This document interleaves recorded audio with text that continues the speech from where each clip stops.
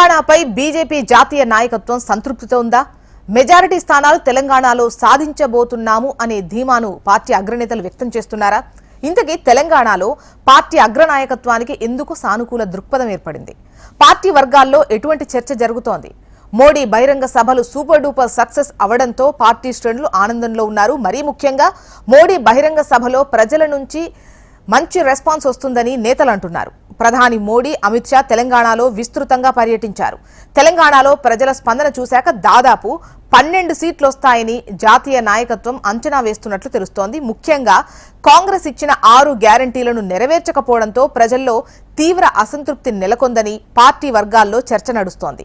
CM Revanth Reddy BJP పైన చేసిన విమర్శలు ప్రజలెవరూ పరిగణలోకి తీసుకోలేదని పార్టీ నేతలు అంచనాకొస్తున్నారు. రిజర్వేషన్ల రద్దు, రాజ్యాంగ మార్పు వంటి ప్రచారాన్ని రేవంత్ రెడ్డి చేసినా ప్రజలు నమ్మలేదని, రేవంత్ చేసిన ప్రచారాన్ని తిప్పికొట్టడంలో ప్రధాని మోడీ, అమిత్ షా సక్సెస్ అయ్యారని పార్టీ వర్గాల్లో చర్చ నడుస్తోంది.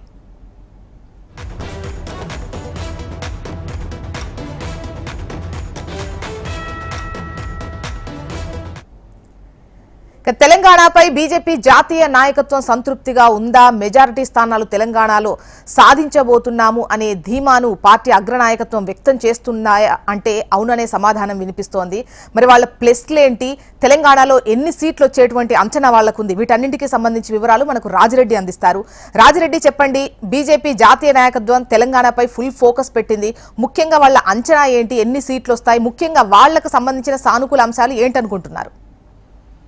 ప్రధానంగా బీజేపీ తెలంగాణలో మంచి వేవ్ ఉంది. ప్రధానమంత్రి నరేంద్ర మోడీ వేవ్ తెలంగాణ వ్యాప్తంగా కొనసాగుతుంది. ఖచ్చితంగా 12 సీట్లు సాధిస్తామని బీజేపీ భరోసాను వ్యక్తం చేస్తుంది. ఎందుకంటే ఇప్పటికే పెద్ద ఎత్తున అమిత్ షా, అదేవిధంగా ప్రధానమంత్రి నరేంద్ర మోడీ, జేపీ నడ్డా, అదేవిధంగా బీజేపీ రాష్ట్రాల పాలిత ముఖ్యమంత్రులు ఎవరైతే ఉంటారో వాళ్ళు పెద్ద ఎత్తున తెలంగాణలో ప్రచారంలో పాల్గొన్నారు. మంచి రెస్పాన్స్ వస్తుంది ప్రజల నుంచి అనేది కూడా బీజేపీ జాతీయ నాయకత్వానికి ఇన్పుట్స్ అందినట్టు తెలుస్తుంది.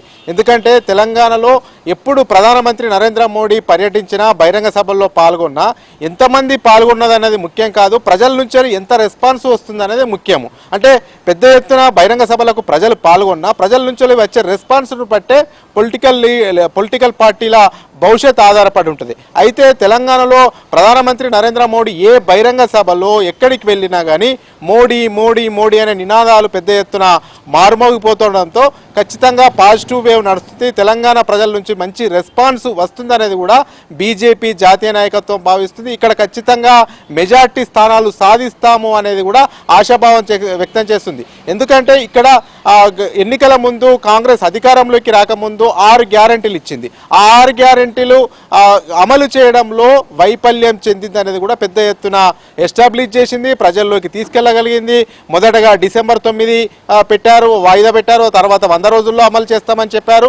కానీ ఇప్పటి వరకు కూడా ఈ యొక్క పథకాలు ఏవైతే ఉన్నాయో, 6 గ్యారంటీలు ఏమైతే ఉన్నాయో కొన్ని మాత్రమే అమలు అవుతున్నాయి. మేజర్గా మిగతావి అమలు అవ్వట్లేదు అనేది కూడా పెద్ద ఎత్తున ప్రజలకు రీచ్ అయింది. ఇది సానుకూలంగా బీజేపీకి మారే అవకాశం ఉందనేది కూడా బీజేపీ లెక్కలు వేసుకుంటుంది. అంతేకాకుండా రాజ్యాంగాన్ని మారుస్తారు అనేది కూడా పెద్ద ఎత్తున ప్రపగండ చేసిన, ఎట్టి పరిస్థితుల్లో కూడా రాజ్యాంగాన్ని మార్చలేము, డాక్టర్ బాబాసాహెబ్ అంబేద్కర్, బిఆర్ అంబేద్కర్ ఏది ఇచ్చారో అదే రాజ్యాంగాన్ని కంటిన్యూ చేస్తామని కూడా కుండబద్దలు పెట్టినట్టు చెప్పడం.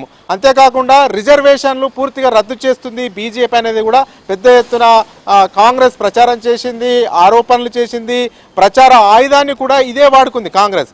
అయితే క్లారిటీ ఏకంగా RSS chief Mohan Bhagwat clarity ఇవ్వడము, ఆ తర్వాత ప్రధానమంత్రి నరేంద్ర మోడీ క్లారిటీ ఇవ్వడము, అమిత్ షా క్లారిటీ ఇవ్వడం, కావాలనే బురదలుతున్నారు. ఎట్టి పరిస్థితుల్లో రిజర్వేషన్లు రద్దు చేసే ప్రసక్తి లేదు, రిజర్వేషన్లు రద్దు చేయమనేది కూడా కరాఖండిగా చెప్పారు. అంటే ఇవన్నీ కూడా అసత్య ఆరోపణలు చేస్తున్నారు అనేది కూడా ప్రజల్లోకి బీజేపీ తీసుకెళ్లగలిగింది అనేది కూడా బీజేపీ వర్గాల్లో చర్చ జరుగుతుంది. ఓవైపు 6 గ్యారంటీలు అమలు కాకపోవడము, మరోవైపు ప్రజల్లో తీవ్ర అసంతృప్తి కాంగ్రెస్ పైన ఉండడము, మరోవైపు ఈ కాంగ్రెస్ ఏదైతే ప్రచారాన్ని అందుకుందో ఆ ప్రచారం అంతా బూమ్రంగ్ అయింది.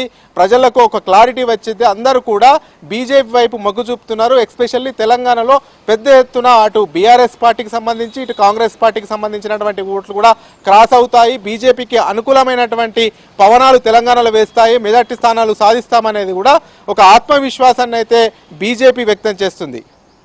Okay, right Raju Reddy.